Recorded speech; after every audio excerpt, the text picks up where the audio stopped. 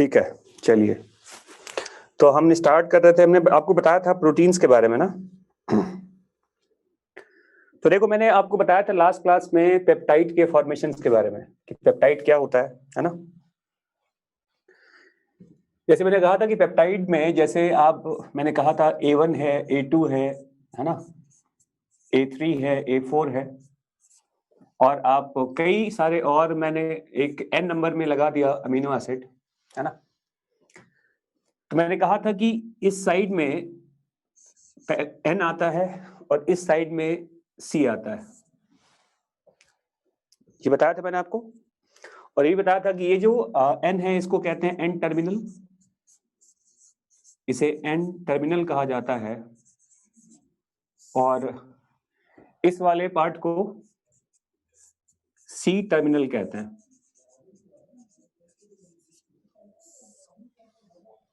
है ना। और बाय द कन्वेंशन, ये आपके एनसीईआरटी में लिखा हुआ है कि बाय द कन्वेंशन जो आपका फर्स्ट अमीनो एसिड है वो N के साइड से होता है, ठीक है ना, याद रखिएगा इसको। जिधर से N आएगा वही हमारा फर्स्ट अमीनो एसिड है, और जो C वाला पार्ट होता है उसको आप लास्ट अमीनो एसिड कहते हैं। कोई भी अटैचमेंट अगर होगा, कोई भी नया अमीनो एसिड अटैच करते हैं आप, तो उसका अटैचमेंट C वाले एंड से ही होता है। N तो फर्स्ट हो गया ना, N के साइड से कोई अटैचमेंट नहीं होना है, जो भी अटैचमेंट होगा वो C वाले साइड से ही होता है, सही है ना। और जैसा कि आप जानते हैं कि ये जो बीच में आप देख रहे हो, ये एक पेप्टाइड लिंकेज कहते हैं इसको, ये पेप्टाइड लिंकेज है। इस लिंकेज को आप CONH लिंकेज भी कहते हैं, इस लिंकेज को CONH लिंकेज भी कहा जाता है ना, ये भी बताया था मैंने आपको। और बताया था कि नंबर ऑफ पेप्टाइड लिंकेज जो होता है, देखो इसका जो नंबर होता है, इसका नंबर जो होता है वो होता है N-1, where N is the number of amino acid कहा जाता है। ये सब डिस्कस कर चुके हैं हम, है ना। और मैंने ये भी कहा था कि A1 के बाद कौन सा अमीनो एसिड आएगा, मतलब अमीनो एसिड का सीक्वेंस किस तरह से आएगा।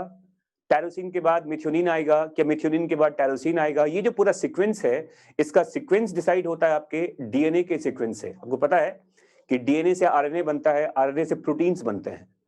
तो सीक्वेंस ऑफ, देखो सीक्वेंस एंड नंबर की बात करें अगर, कि एक पेप्टाइड में कितना अमीनो एसिड होगा और क्या उसका सीक्वेंस होगा, ये सब आपके बॉडी में जेनेटिकली डिटरमिन्ड होता है। सबका सब इंफॉर्मेशन आपके डीएनए के अंदर होता है, और डीएनए ही डिसाइड करता है कि आपके पेप्टाइड में कितने अमीनो एसिड्स होंगे और क्या उसका सीक्वेंस होगा। तो इसका मतलब ये हो गया कि sequence and number of amino acids in a peptide molecule is coded inside the genetic code of DNA. समझ में आ गया बच्चों ये चीज? क्लियर है यहां तक कि एक पेप्टाइड में नंबर ऑफ अमीनो एसिड और सीक्वेंस ऑफ अमीनो एसिड ये डिसाइड कौन करता है? ये डिसाइड होता है आपके डीएनए से, कि डीएनए में क्या सीक्वेंस है। डीएनए का जो जेनेटिक कोड होता है वही डिसाइड करता है इस चीज को, ये आपको पता है ना। बिल्कुल सही बात है। ट्रांसलेशन आप जानते हैं, ट्रांसक्रिप्शन आप जानते हैं। आपको पता है कि डीएनए पहले आरएनए फॉर्म करता है और आरएनए से पेप्टाइड का फॉर्मेशन होता है। तो पेप्टाइड कैसा होगा, इसका सारा इंफॉर्मेशन आपके डीएनए के अंदर होता है, ये पता है आपको। तो मैंने बताया था कि अमीनो एसिड्स के जो कई सारे इसके अपने इंडिविजुअल्स रोल भी होते हैं, और साथ में पेप्टाइड का फॉर्मेशन करता ही है। जैसे देखो, अगर मैं कहूं कि जैसे हीम होता है, देखो हीम आप जानते हैं हीमोग्लोबिन में होता है ये। तो हीमोग्लोबिन में ये जो हीम होता है इसका फॉर्मेशन ग्लाइसिन के हेल्प से होता है। तो देखो ग्लाइसिन का ये इंडिविजुअल रोल है, ग्लाइसिन का ये इंडिविजुअल रोल है कि ग्लाइसिन पेप्टाइड तो बनाएगा ही बनाएगा, ग्लाइसिन का इन्वॉल्वमेंट जो होता है वो हीमोग्लोबिन के फॉर्मेशन में भी होता है। तो ये इंडिविजुअल रोल है किसका बताओ? अमीनो एसिड का, glycine. It helps in the formation of heme part of haemoglobin. ये आप ऐड कर लीजिएगा नोट्स में। बिल्कुल सही बात है, ग्लाइसिन जो है ये एक इनिशियल कंपोनेंट है। ग्लाइसिन के कंपोनेंट के थ्रू ही हीम का फॉर्मेशन होता है, हीमोग्लोबिन का। तो ये भी इसका एक इंडिविजुअल फंक्शन हो गया, देखो, है ना। फिर देखो नंबर 2, देखिए आप जानते हैं कि एक अमीनो एसिड है ट्रिप्टोफैन। ट्रिप्टोफैन जानते हैं आप? ये जो आप जानते हो कि जो प्लांट के ग्रोथ हार्मोन्स वगैरह होते हैं, है ना, प्लांट का जो ग्रोथ हार्मोन वगैरह होता है, इसका फॉर्मेशन यहीं से होता है। प्लांट ग्रोथ हार्मोन,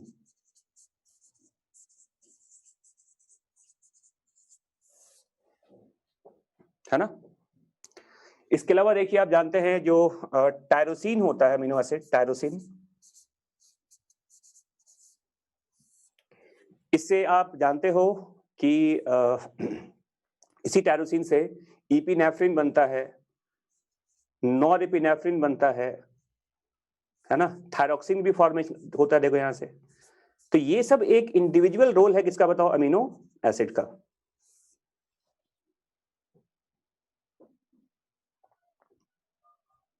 समझ में आ गया? हाँ जी, ये सब जो टायरोसिन है ये प्रिकर्सर है।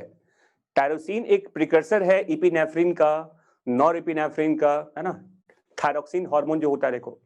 इवन आप जानते हैं कि एक और हार्मोन है मेलाटोनिन।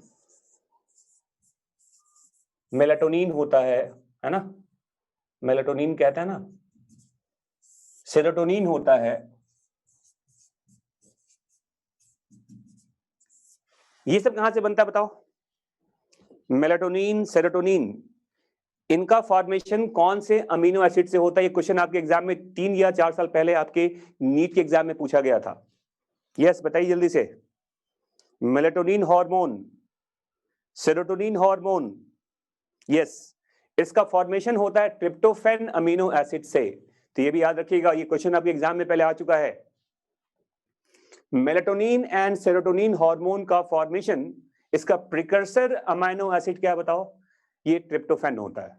तो ये भी याद रखिएगा, प्लांट में जो ग्रोथ हार्मोन का फॉर्मेशन कर रहा है वो आपकी बॉडी के लिए क्या बनाता है? मेलाटोनिन एंड सेरोटोनिन कहते हैं। क्लियर? समझ में आ गया बच्चों? तो ये सब मैंने बताया आपको, ये सब एक इंडिविजुअल यूज है, इंडिविजुअल रोल है किसका बताओ? अमीनो एसिड का। बट ऑल्दो आपके एनसीईआरटी में एक ही चीज पे फोकस किया गया है कि कई सारे अमीनो एसिड्स के मिलने से एक पेप्टाइड मॉलिक्यूल्स बनता है, और इस पेप्टाइड मॉलिक्यूल का स्ट्रक्चर, इसका जो कॉन्फॉर्मेशन है वो एक जैसा नहीं होता। ये बड़े मॉलिक्यूल्स होते हैं और इनका एक अरेंजमेंट है हमारे बॉडी के सेल्स के अंदर। पेप्टाइड मॉलिक्यूल्स बनने के बाद इसको एक रेगुलर फैशन में अरेंज किया जाता है। इसका एक स्ट्रक्चरल कॉन्फ़िगरेशन बनता है, देखो, जिसको आप कहते हैं ये 3 डिग्री, मतलब कई तरह का स्ट्रक्चर फॉर्म करता है, ये हमको पता है। तो जो आपका नेक्स्ट पार्ट है वो हम पढ़ेंगे आप कि स्ट्रक्चर ऑफ पेप्टाइड मॉलिक्यूल्स, है ना, जो इसका कॉन्फ़िगरेशन है पेप्टाइड मॉलिक्यूल्स का, वो किस तरह का स्ट्रक्चर होता है, देखो। तो now will see about the, इसको आप कह सकते हैं ये एक स्ट्रक्चरल जो डाइवर्सिटी होता है पेप्टाइड मॉलिक्यूल्स का, कि किस तरह के कॉन्फॉर्मेशन में वो प्रेजेंट हो सकता है ना।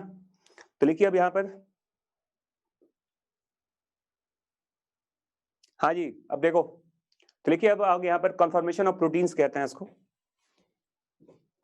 ये मिटा दो इसको अब, ये सबने लिख लिया?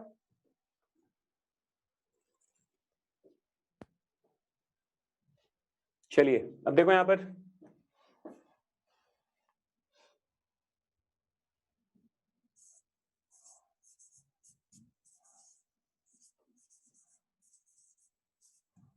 कॉन्फॉर्मेशन कहते हैं ऑफ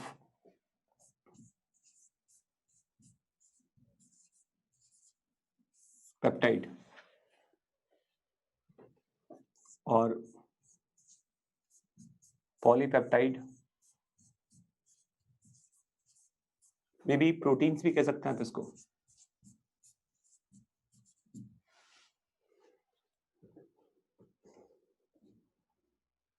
लिखिए, कॉन्फॉर्मेशन ऑफ पेप्टाइड, पॉलीपेप्टाइड और प्रोटीन्स। तो देखिए यहां पर सबसे पहले हम लिखते हैं 1 डिग्री और इसे प्राइमरी स्ट्रक्चर कहा जाता है। इसमें क्या है देखो, इसमें क्या होता है देखो, एक सिंगल, जैसे मान लिया जाए ये एक पॉलीपेप्टाइड चेन है, देखिए इस तरह से, इसके एक एंड पे N लगा हुआ है, दूसरे एंड पे C लगा हुआ है। देखो इसमें ये सबसे सिंपलेस्ट कॉन्फर्मेशन है, देखो है ना।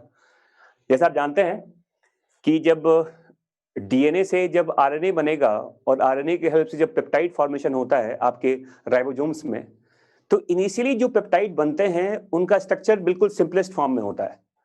तो जो इनिशियल कहते हैं ट्रांसलेशन का जो इनिशियल रिजल्ट है ना, ट्रांसलेशन के होने के बाद जो सबसे पहला स्ट्रक्चर बनेगा आपका, वो पेप्टाइड का फॉर्मेशन है, वो फर्स्ट डिग्री का कन्फर्मेशन होता है। देखो उसमें कहीं कोई स्ट्रक्चरल मतलब उसमें फर्दर कोई अरेंजमेंट नहीं हो रहा।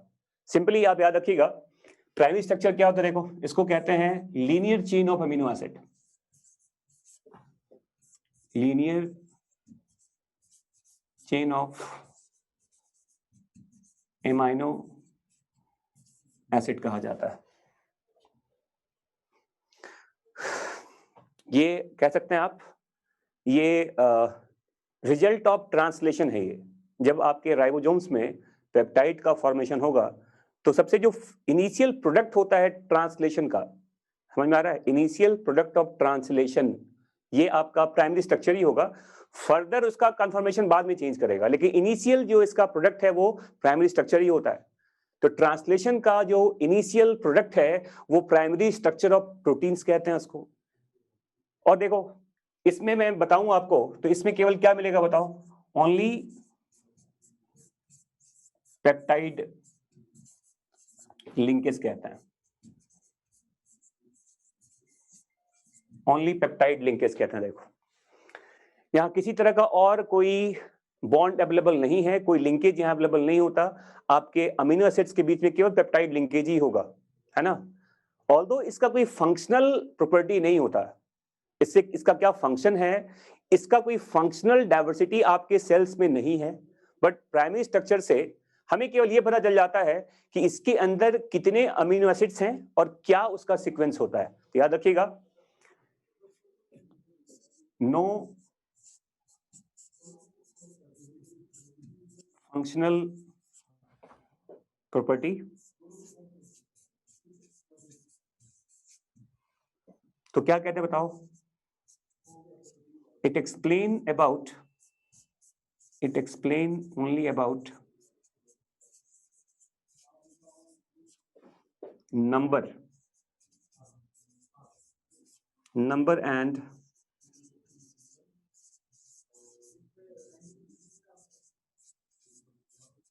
sequence of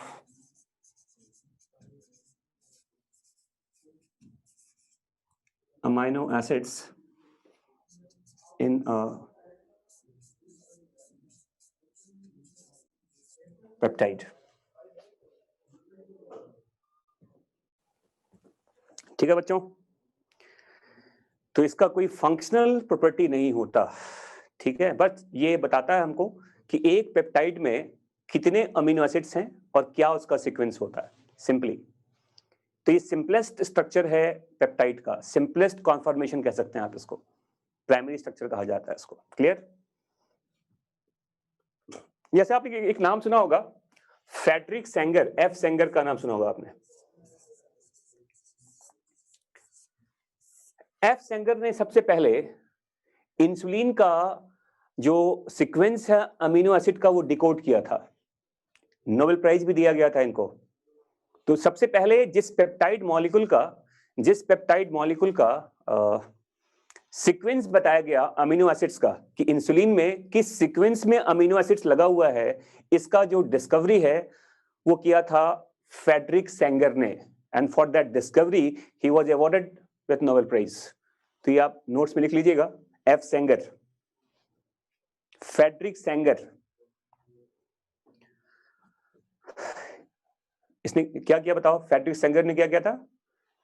first time he discovered the sequence of amino acid, first time he discovered the sequence of amino acid in insulin, insulin के सीक्वेंस को डिकोड किया था। समझ में आ गया बच्चों? तो ये सिंपल है, प्राइमरी स्ट्रक्चर कहा जाता है इसको।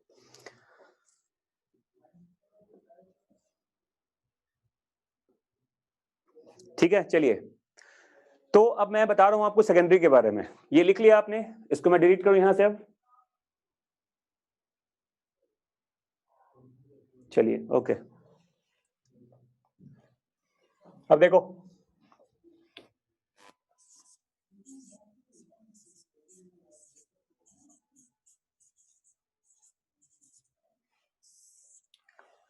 सेकेंडरी स्ट्रक्चर देखिए अब।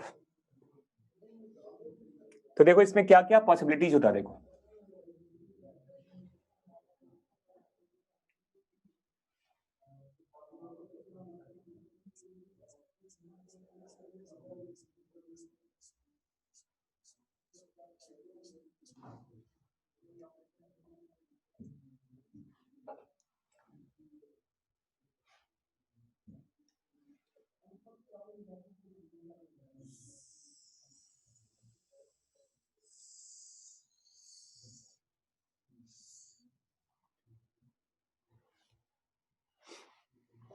देखिए, इसे कहते हैं, इस स्ट्रक्चर को कहते हैं alpha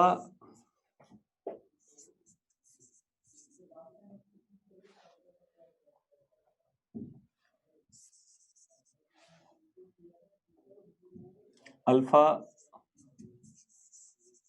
right handed helical structure कहा जाता है इसको।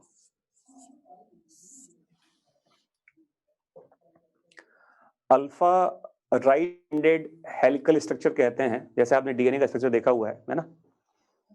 और याद रखिएगा, इसमें लिखा जाता है नंबर ऑफ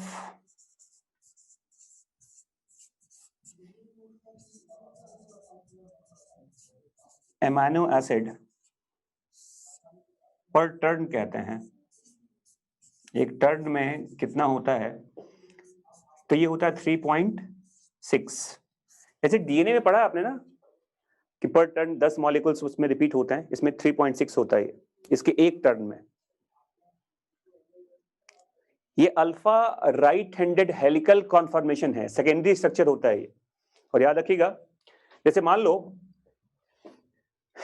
यहां पर एक अमीनो एसिड है, यहां पे एक अमीनो एसिड है, तो इसके बीच में ये याद रखिएगा कि इसमें हाइड्रोजन बॉन्ड आता है। देखो ऐसा ही है, तो हाइड्रोजन बॉन्डिंग कहते हैं। देखो ये जो आप बीच में देख रहे हो, इसे कहते हैं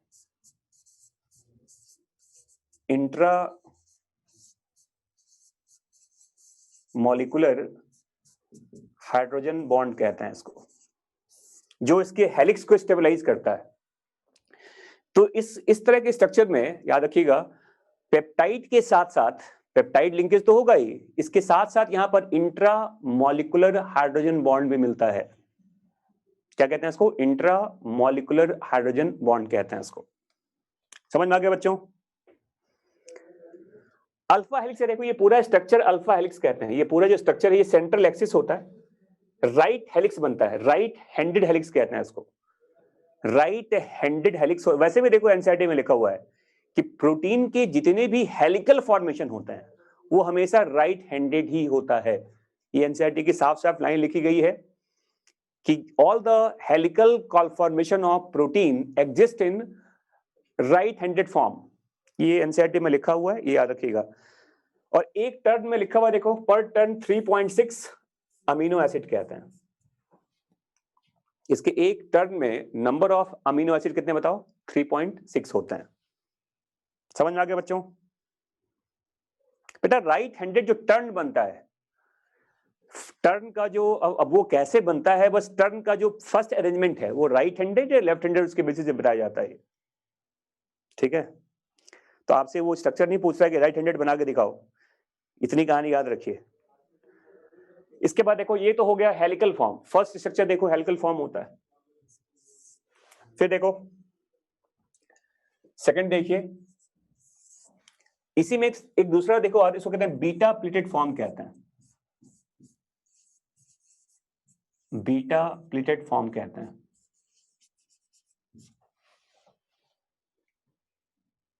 और देखिए इस तरह का स्ट्रक्चर होता है, देखो ये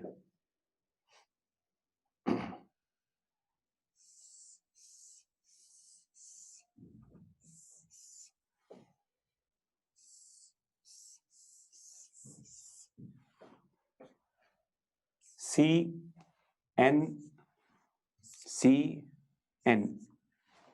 देखो, और आप इसके बीच में देखिए ऐसे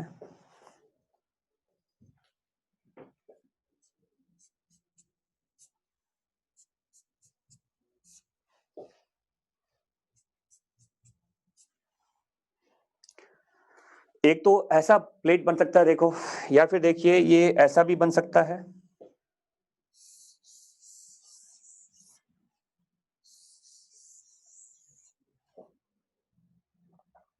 CNNC कहते हैं। और ये देखिए ऐसे हाइड्रोजन बॉन्ड देखिए लगा दो ऐसे, देखो इसमें आप देख रहे हो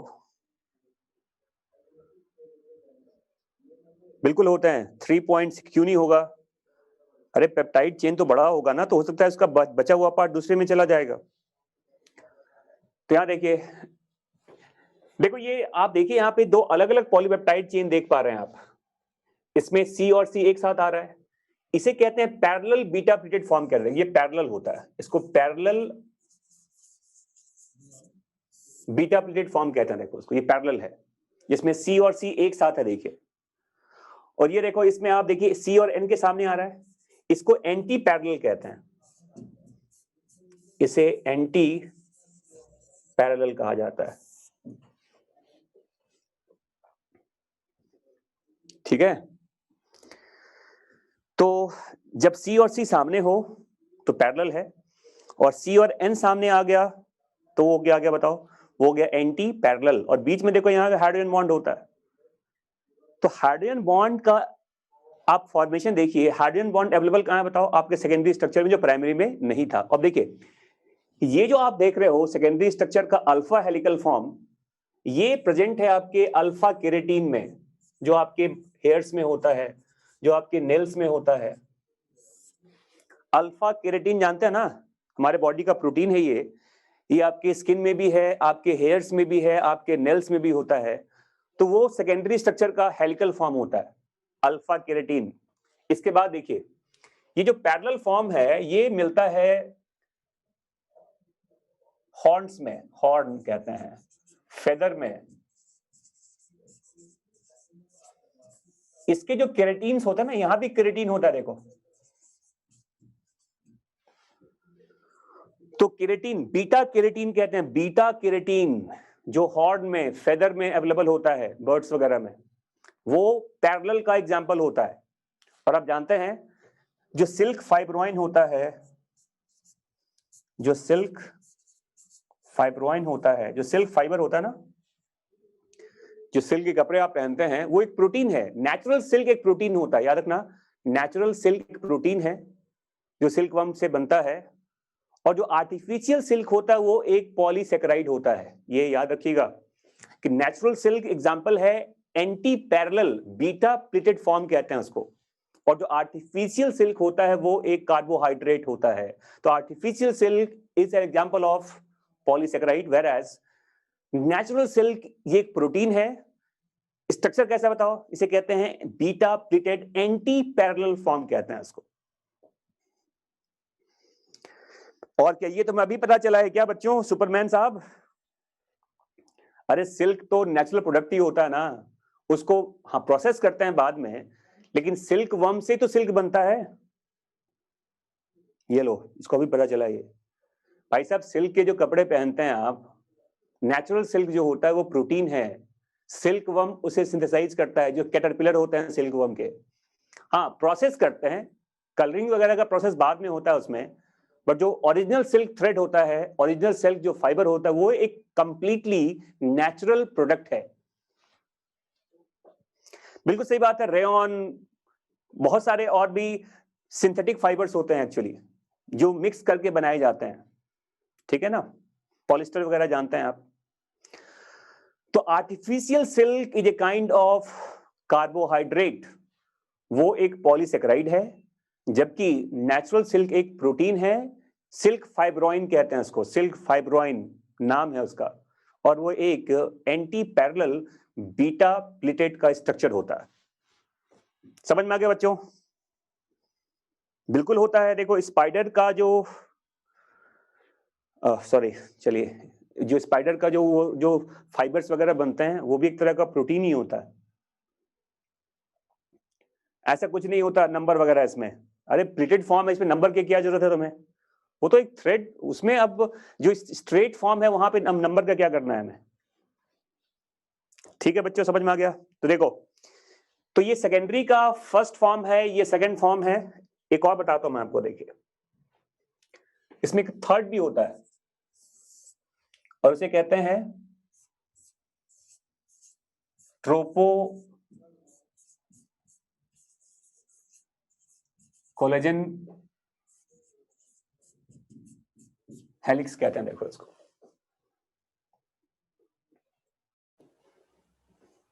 ये भी सेकेंडरी का ही तीसरा फॉर्म है। देखिए ये एक ट्रिपल हेलिक्स कहते हैं इसको, स्ट्रक्चर होता है।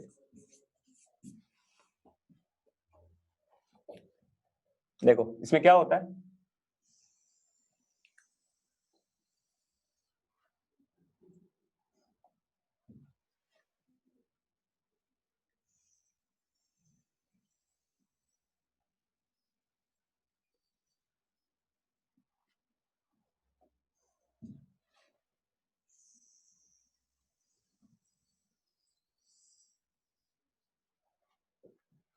देखिए इसमें 3 अलग अलग पॉलीपेप्टाइड होते हैं। देखो 3 अलग अलग पॉलीपेप्टाइड होते हैं, देखो, है ना। और इन पेप्टाइड के बीच में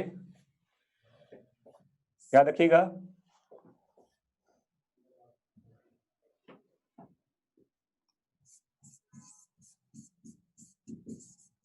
पेप्टाइड chains are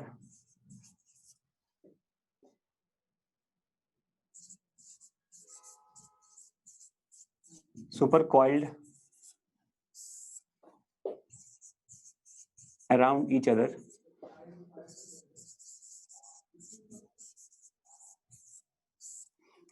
ये भी राइट हैंडेड ही होता है, ये भी राइट हैंडेड ही होता है हेलिक्स।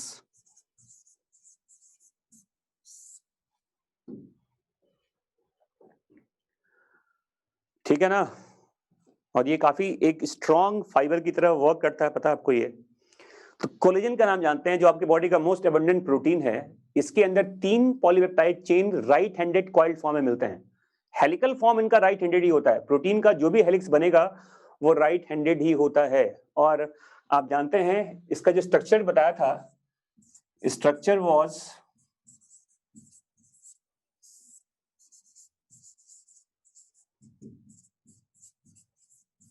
discovered by Ramachandran. ये नाम याद रखिएगा, एनसीईआरटी में भी लिखा हुआ है, जीएन रामाचंद्रन। हाँ जी, ये सेकेंडरी का ही तीसरा पार्ट है, ये सेकेंडरी का ही तीसरा पार्ट है। जीएन रामाचंद्रन, जिनके नाम से एक काफी इंपॉर्टेंट टर्म यूज करते हैं, रामाचंद्रन प्लॉट कहते हैं।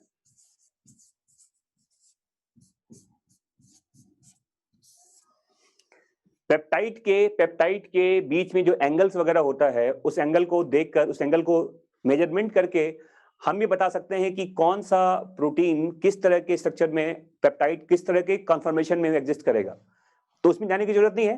बट रामाचंद्रन प्लॉट, ये टर्म याद रखिएगा, जो काफी एक इंपॉर्टेंट टर्म है, जो सेकेंडरी स्ट्रक्चर के मतलब सेकेंडरी कॉन्फॉर्मेशन को डिसाइड करने के लिए यूज किया जाता है। पेप्टाइड के बीच के जो एंगल्स होते हैं, आसपास के एंगल से क्या उसका इंटरेक्शन है, अकॉर्डिंगली हम सेकेंडरी स्ट्रक्चर का कॉन्फॉर्मेशन किस तरह का वो बनेगा वो बता सकते हैं। ठीक है,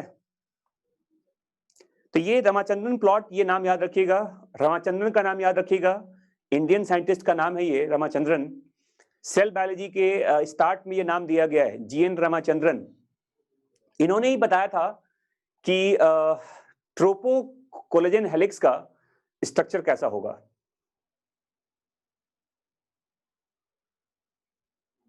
समझ में आ गया बच्चों? तो कोलेजन आपके बॉडी का मोस्ट एबंडेंट प्रोटीन है, ठीक है, और आप जानते हैं हर जगह ये होता है, आपके बोन्स में अवेलेबल है कोलेजन का पार्ट, आपके स्किन में भी होता है, ठीक है ना, कार्टिलेज में होता है। तो मोस्ट एबंडेंट प्रोटीन कहते हैं इसको, कोलेजन को, और ये एक ट्रिपल हेलिकल स्ट्रक्चर होता है, इसको ट्रोपो कोलेजन हेलिक्स भी कहते हैं।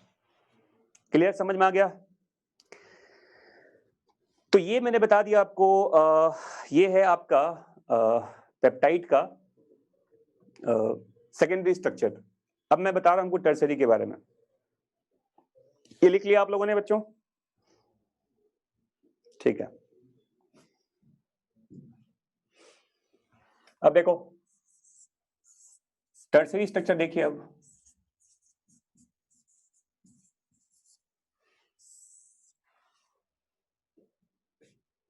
ये एक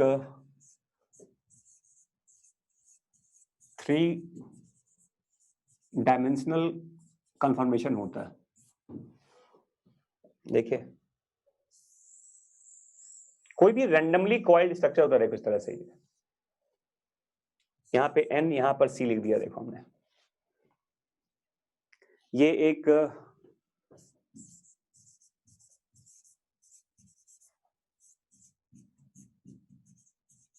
random coiling of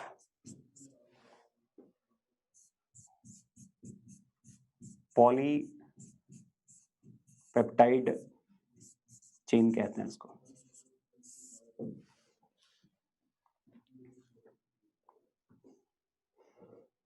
random coiling होता है इसमें, कोई स्पेशलाइज्ड कॉन्फर्मेशन इसका नहीं है, रैंडमली कॉइल्ड कहते हैं, है ना। और इसमें अगर लिंकेज की बात करें, अगर देखो हम, तो लिंकेज यहां पर देखो कोवलेंट लिंकेज भी होता है और नॉन कोवलेंट लिंकेज भी होता है।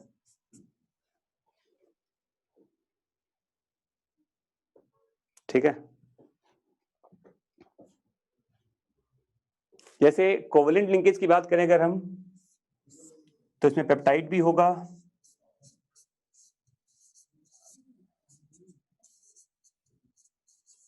डाइसल्फाइड भी होता है, डाइसल्फाइड ब्रिज कहते हैं।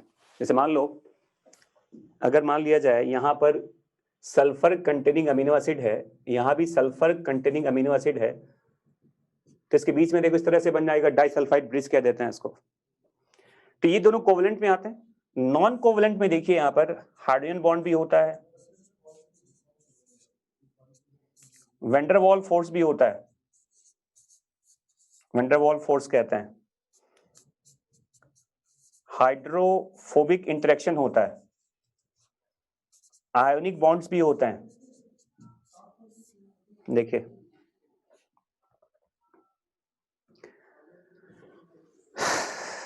तो देखो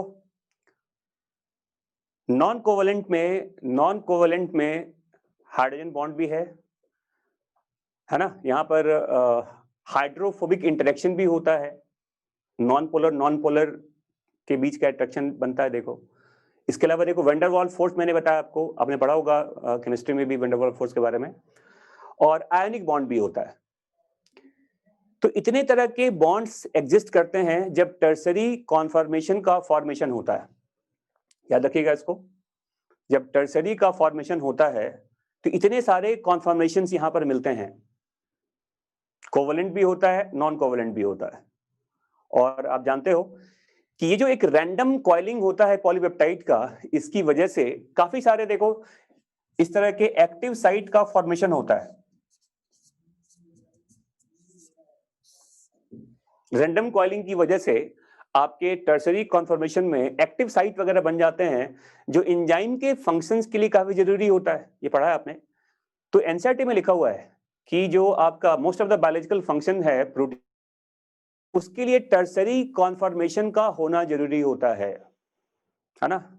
तो most of the biological functions of the protein, उसके लिए इस टर्सरी कॉन्फॉर्मेशन का होना जरूरी है। ये आपके एनसीईआरटी में लिखा गया है।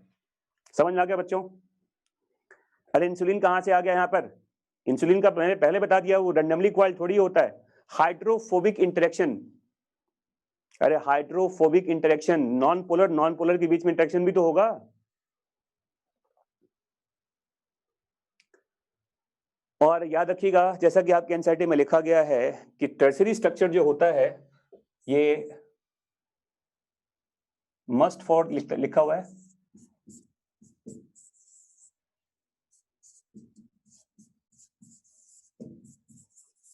Most of the biological function of proteins कहते हैं।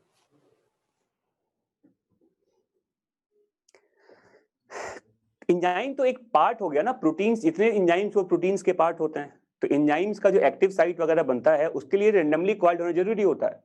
हर जगह एक्टिव साइट नहीं होता, but most of the biological functions जो कहते हैं प्रोटीन्स का, फिजियोलॉजिकल फंक्शंस जो होता है, उसके लिए टर्सरी कन्फर्मेशन का होना जरूरी होता है। समझ में आ गया? ये आपके एनसीईआरटी की लाइन है, आप पढ़ लीजिएगा कि most of the biological functions of the protein it must exist in tertiary conformation. ठीक है बच्चों, समझ में आ गया? और याद रखना, टर्सरी स्ट्रक्चर को अगर आप हीट करेंगे तो कहते हैं डीनेचुरेशन हो जाता है, डीनेचुरेशन हो जाता है, और वो पहुंच जाता है प्राइमरी में। तो बायोलॉजिकल फंक्शंस क्या होगा, उसका लॉस्ट हो जाता है। पता है आपको कि प्रोटीन को हीट करेंगे आप तो उसके जो बॉन्ड्स वगैरह होते हैं, मोस्टली देखो, जो आप पेप्टाइड लिंकेज को छोड़ दीजिए आप, तो most of the bond heat level होता है, वो डिनेचर्ड हो जाता है, वो टूट जाता है, और टर्सरी वापस अपने प्राइमरी में आ जाता है। इस प्रोसेस को डिनेचुरेशन कहते हैं। और आपको पता है कि डिनेचुरेशन के बाद प्रोटीन अपने फंक्शन को लॉस्ट कर देता है। समझ में आ रहा है ना? ये डिजेनरेशन नहीं कहते, इसको डिनेचुरेशन कहा जाता है। तो टर्सरी स्ट्रक्चर का प्राइमरी में चले आना, this event is called denaturation. समझ में आ गया बच्चों? ठीक है ना? जैसे कि आपको पता है कि अगर आप अपनी बॉडी की बात करें तो 104 डिग्री फ़ारेनहाइट के बाद कहते हैं बुखार का वो कंडीशन बहुत ज्यादा क्रिटिकल हो जाएगा, क्योंकि जो हमारे वाइटल प्रोटीन्स हैं, वाइटल एंजाइम्स हैं, वो काम करना बंद करेगा, तो इससे आदमी का डेथ भी होता है।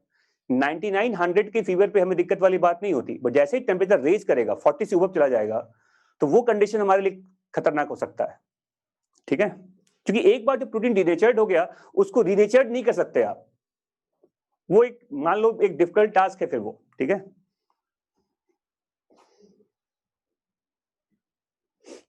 समझ में आ गया बच्चों? तो बुखार जब ज्यादा हो जाए, 105 104 के अबव चला जाए, तो कहते हैं हमारे जो वाइटल प्रोटीन्स होते हैं, जो वाइटल एंजाइम्स होते हैं, उसका क्या हो गया? डीनेचुरेशन। और डिनेचर्ड होने के बाद प्रोटीन अपने फंक्शंस को लॉस्ट करेगा। एंजाइम्स अगर फंक्शन नहीं करेगा तो सेल्स की मेटाबॉलिक एक्टिविटी रुक जाएगी, और इसकी वजह से आदमी का डेथ होता है फिर। समझ में आ गया सबको? तो याद रखिएगा, इसे कहते हैं टर्सरी कन्फर्मेशन ऑफ प्रोटीन्स कहते हैं इसको। 3 डिग्री स्ट्रक्चर कहा जाता है इसको। ये 3 डायमेंशनल स्ट्रक्चर है, ये आपके एनसीईआरटी में साफ साफ लिखा हुआ है। क्लियर? समझ में आ गया? ठीक है बच्चों, समझ में आ गया ये? चलिए मैं इसको मिटाऊं अब।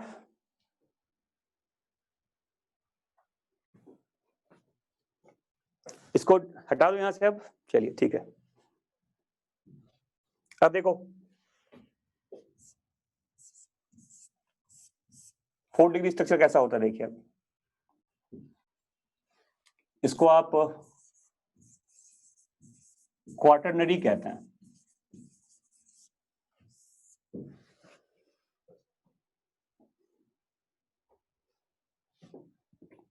ये क्या है देखिए, जैसे मान लो ये हमने लिख दिया N और C,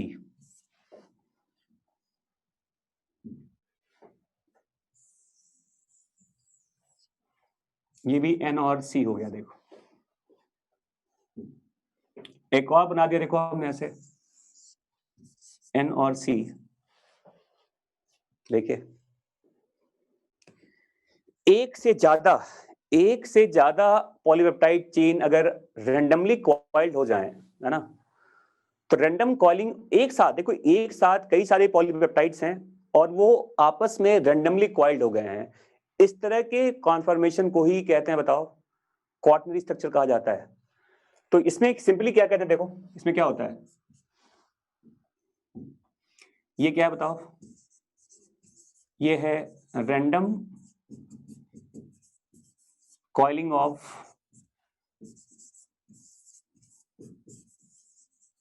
more than one polypeptide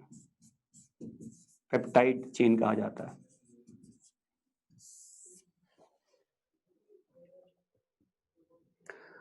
और याद रखिएगा ऐसे प्रोटीन्स को ओलिगोमेरिक प्रोटीन्स भी कहते हैं।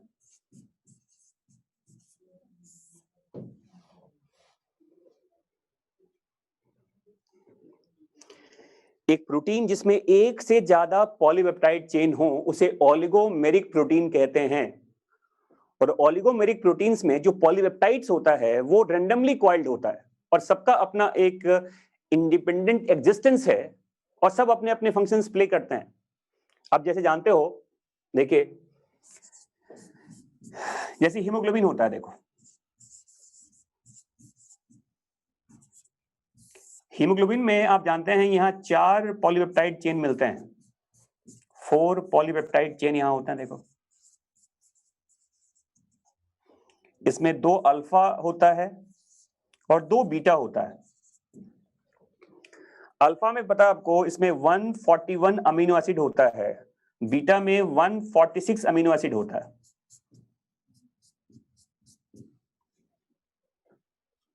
और याद रखिएगा इसके एक यूनिट को प्रोटोमर कहा जाता है।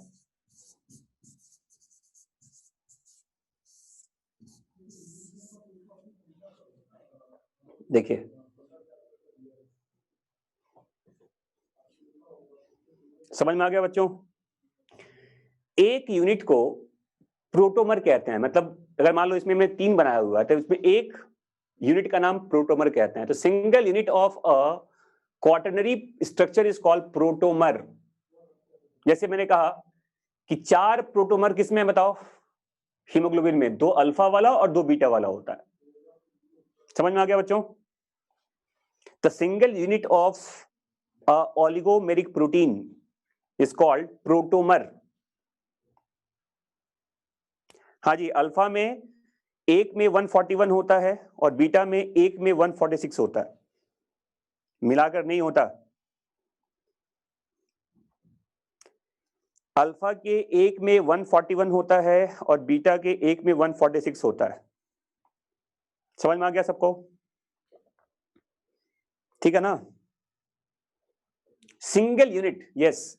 अगर मैं कहूं कि हीमोग्लोबिन में 4 पॉलीपेप्टाइड चेन हैं, 2 अल्फा 2 बीटा, तो इसके एक अल्फा को या एक बीटा को क्या कहते हैं, एक प्रोटोमर कहते हैं। मतलब 4 प्रोटोमर होते हैं हीमोग्लोबिन में, 2 अल्फा वाले और 2 बीटा वाले।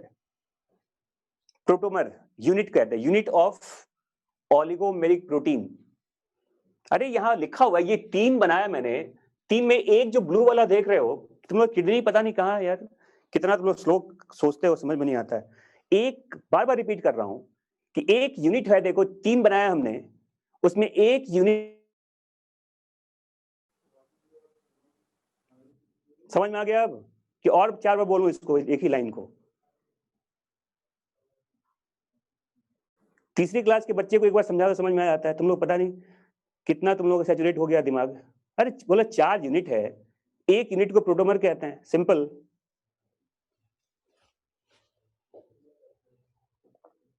समझ में आ गया सबको? और देखो, जैसे कहते हैं मायोग्लोबिन, मायोग्लोबिन देखो ऑलवेज एग्जिस्ट इन टर्सरी कहा जाता है, ऑलवेज एग्जिस्ट इन टर्सरी कहते हैं। ये कभी क्वार्टरनरी में नहीं होता, मायोग्लोबिन कभी भी क्वार्टरनरी स्ट्रक्चर में नहीं आएगा, मायोग्लोबिन हमेशा टर्सरी में ही आता है। क्यों?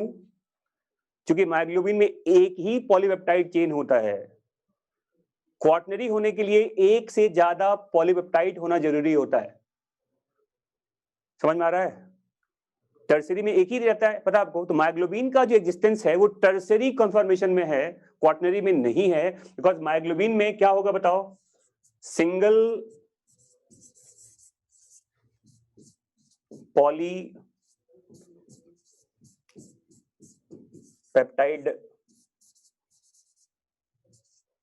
चेन कहते हैं।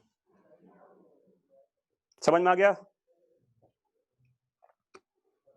हाँ जी बच्चों, कहानी समझ में आ गया? सारा कहानी है और क्या है। तो ये मैंने पढ़ लिया स्ट्रक्चर ऑफ प्रोटीन्स के बारे में, कॉन्फॉर्मेशन ऑफ प्रोटीन्स के बारे में। Yes, each subunit can exist independently but they are together. सबके अपने अलग अलग अटैचमेंट्स होते हैं बट दे आर टुगेदर। नहीं बनता। बीटा प्लेटेड का स्ट्रक्चर जो होता है वो रेंडमली कॉइल्ड होता है, रैंडम कॉइलिंग से बनता है वो, तो प्लेटेड फॉर्म नहीं बनता ये। ठीक है, चलिए।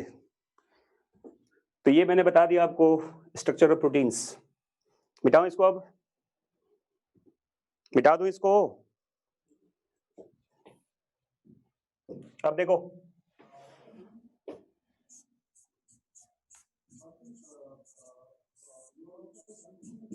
टाइप्स ऑफ प्रोटीन्स कहते हैं। देखो,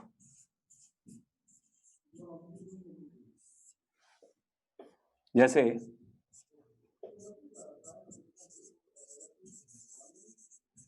एंजाइमेटिक प्रोटीन्स होता है, हार्मोनल प्रोटीन होता है,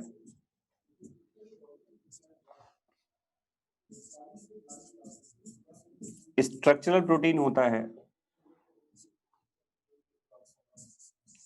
रिसेप्टर प्रोटीन्स होते हैं, कॉन्ट्रैक्टाइल प्रोटीन्स होता है, डिफेंस प्रोटीन्स होते हैं, ट्रांसपोर्ट प्रोटीन्स होता है। देखिए, फंक्शनल जो प्रोटीन का अलग अलग टाइप बताया गया, आपके एनसीईआरटी में भी टेबल में बताया गया है। तो इसमें बहुत सारे एग्जांपल्स हैं। पेप्सिन जानते हैं आप, ट्रिप्सिन जानते हैं आप। इसमें देखो इंसुलिन है,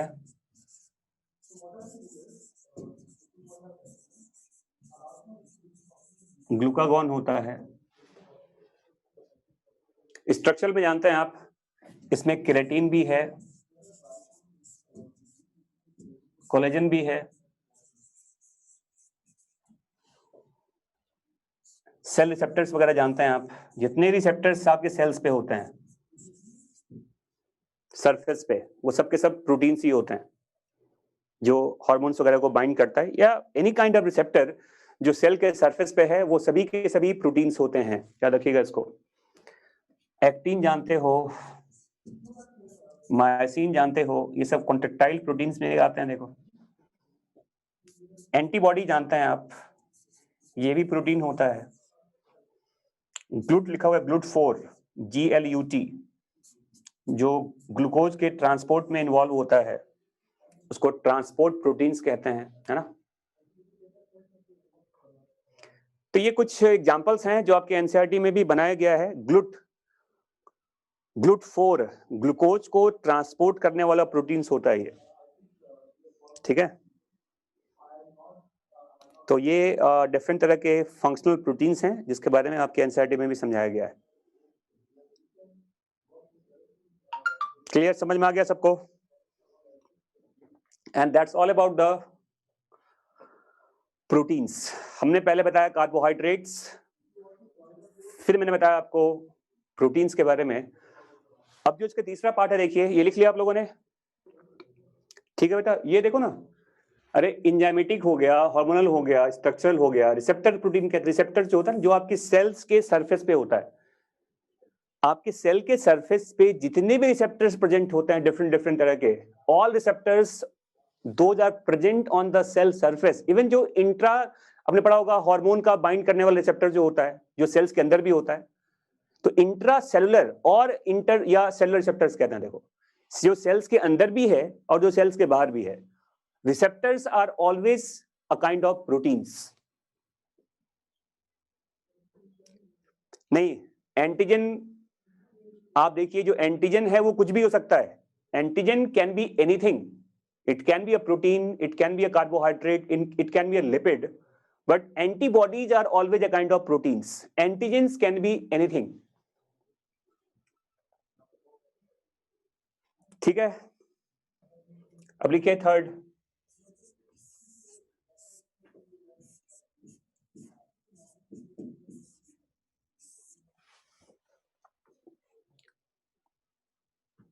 लिखिए लिपिड के बारे में। तो देखो, लिपिड एक नॉन पॉलीमेरिक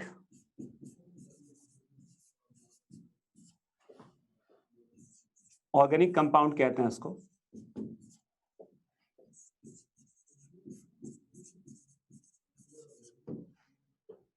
ये नॉन पोलर होता है और ये वाटर इनसॉल्युबल होता है। वाटर इन सॉल्युबल कहते हैं इसको, ठीक है। और आप जानते हो कि लिपिड एक्चुअली होता क्या है? तो लिपिड कहते हैं, लिपिड बेसिकली एस्टर होता है, एस्टर ऑफ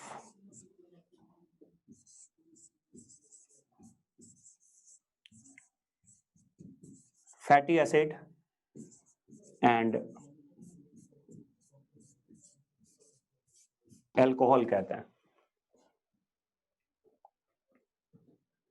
अगर आप केमिकली जानते हैं लिपिड के बारे में, तो लिपिड एक एस्टर होता है फैटी एसिड्स और अल्कोहल का। आपको पता है कि CH3 CH2 होल एनीथिंग, हमने N लिख दिया, देखो यहां पर, और ये COS लिखा हुआ यहां पर। देखिए ये मान लो एक एसिड है और देखो ये OH है, CH2 होल N, और यहां लगा दिया हमने CH3, ये अल्कोहल है ना। तो आपको पता है कि ये जो इसका ऐसे देखिए, ये H2O यहां से बाहर आ जाएगा, तो CH3 CH2N, और आप जानते हैं यहां क्या बचेगा बताओ? C double bond O O CH2, यहां पर आप ऐसे N लगा सकते हैं, और यहां पे CH3 आ जाएगा, देखो ऐसे ही है ना। तो ये जो लिंकेज बनता है, देखो COO लिंकेज जो बना है यहाँ पर, COO लिंकेज जो बनता है, इसी को एस्टर लिंकेज कहते हैं। ये तो केमिस्ट्री में आप पढ़ा है आपने, ये कोई बहुत बड़ा चीज नहीं है जो आपको बताया जा रहा है, ठीक है ना। इतना तो जानते हैं आप कि एस्टर कैसे बनता है, अल्कोहल और एसिड के मिलने से बनता है, ठीक है। और आप देखो यहाँ पर ये जो फैटी एसिड है, ये जो अल्कोहल है, इसके भी कई तरह के कई टाइप्स बताए जाते हैं। देखिए यहाँ पर जैसे अगर मैं और फैटी एसिड क्या है देखो, इसे कहते हैं long hydrocarbon chain, long hydrocarbon chain carboxylic acid है, कार्बोक्सिलिक एसिड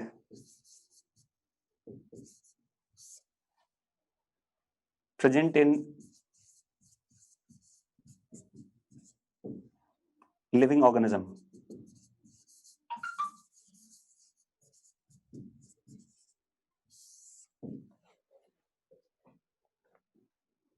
ठीक है, और याद रखना कि इस लॉन्ग हाइड्रोकार्बन चेन में इसमें लिखा जाता है they have always even number of carbon, इसमें इवन नंबर ऑफ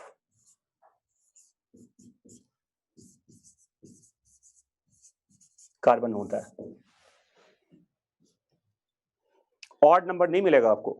जैसे मैं बताता हूं, देखो एग्जांपल बताता हूं मैं इसका। पहले मैं बता रहा हूं मैं आपको फैटी एसिड्स के बारे में कि फैटी एसिड्स कितनी तरह के होते हैं लिपिड के अंदर। ठीक है, देखो मैंने क्या बताया कि फैटी एसिड्स क्या है। देखो तो fatty acids are long hydrocarbon chain carboxylic acid present in living organisms. ठीक है, और उसमें जो नंबर ऑफ कार्बन होगा, फैटी एसिड्स में जो नंबर ऑफ कार्बन एटम होता है वो इवन नंबर में होता है, ऑड नंबर नहीं होगा। 12, 14, 16, 18, 20, 22 देखते हैं, आपको 13 या 17 नहीं मिलेगा आपको इसमें नंबर ऑफ कार्बन एटम। ठीक है, समझ में आ गया। जैसे देखो ये मिटाऊं इसको,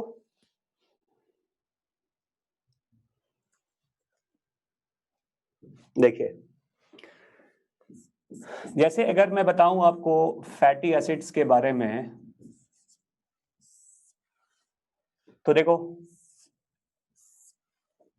ये दो तरह का लिखा हमने पहले, saturated fatty acid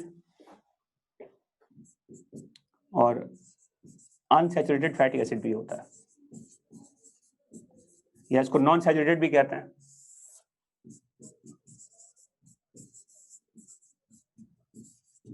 non saturated भी कहते हैं इसको, है ना। तो देखिए यहां पर जैसे एक नाम लिखा हमने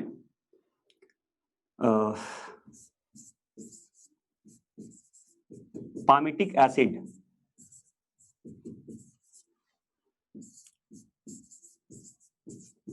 स्टेरिक एसिड, एरेकिडिक एसिड। देखिए जैसे लिखा हुआ देखो CH3 CH2 होल 14 COOH। तो इसमें टोटल नंबर ऑफ कार्बन कितना हो गया बताओ? 16 कार्बन हो गए देखो यहां पर, है ना। वैसे देखिए यहां पर स्टेरिक एसिड में ये हो गया CH3 CH2 whole 16 COOH। Total carbon यहां कितना हो गया बताओ? 18 हो गया देखो यहां पर, है ना। तो स्टेरिक एसिड है। और देखो इसमें देखो CH3 CH2 होल 18 COOH, ये टोटल हो गया देखो 20 कार्बन। और ये सब सैचुरेटेड फैटी एसिड्स के एग्जांपल हैं। इन सबको क्या बोलते हैं बताओ? सैचुरेटेड फैटी एसिड कहा जाता है। पामिटिक, स्टेरिक और एरेकिडिक। 16, 18, 20 हो गया देखो, सब में इवन नंबर आ रहा है कार्बन का। अब मैं बात करूं अनसैचुरेटेड का, तो देखो इसमें दो नाम आता है, एक होता है मूफा, एक होता है PUFA. MUFA and PUFA, mono unsaturated fatty acid and poly unsaturated fatty acid. MUFA and PUFA, mono unsaturate and poly unsaturate. Mono मतलब सिंगल होता है देखो। और इसी में एग्जांपल आता है ओलिक एसिड का, ऑलिक एसिड कहते हैं। देखो इसको मोनो अनसैचुरेट मतलब डबल बॉन्ड जिसमें एक बार आता है। हाइड्रोकार्बन चेन में किसी एक जगह पर डबल बॉन्ड आएगा, समझ में आ रहा है, उसे कहते हैं मूफा, मोनो अनसैचुरेट फैटी एसिड। और पूफा देखो, जैसे नाम देखो लिखा हुआ है लाइनोलेइक एसिड, एक है लिनोलेनिक एसिड, और एक नाम देखो लिखा हुआ है एराकिडियोनिक एसिड, एराकिडियोनिक एसिड कहता है। देखो इसमें डबल बॉन्ड 2 होता है, इसमें डबल बॉन्ड 3 होते हैं, और इसमें डबल बॉन्ड 4 होता है, 1 2 3 4, और ये सब पूफा में आते हैं। देखो ये तीनों पूफा के एग्जाम्पल हैं। कार्बन यहां भी 18 होता है, यहां 18 कार्बन है, यहां भी 18 है, यहां भी 18, यहां 20 होता है।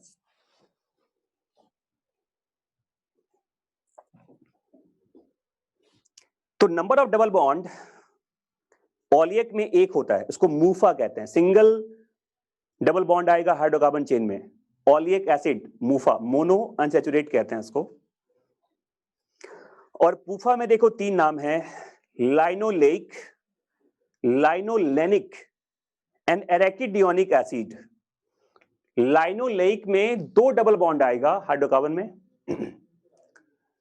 लाइनोलेनिक में 3 डबल बॉन्ड आएगा हाइड्रोकार्बन चेन में, एंड एराकिडियोनिक में 4 डबल बॉन्ड आएंगे, सबसे ज्यादा जिसमें अनसैचुरेशन है एक्चुअली, नहीं उसमें 20 कार्बन भी होता है।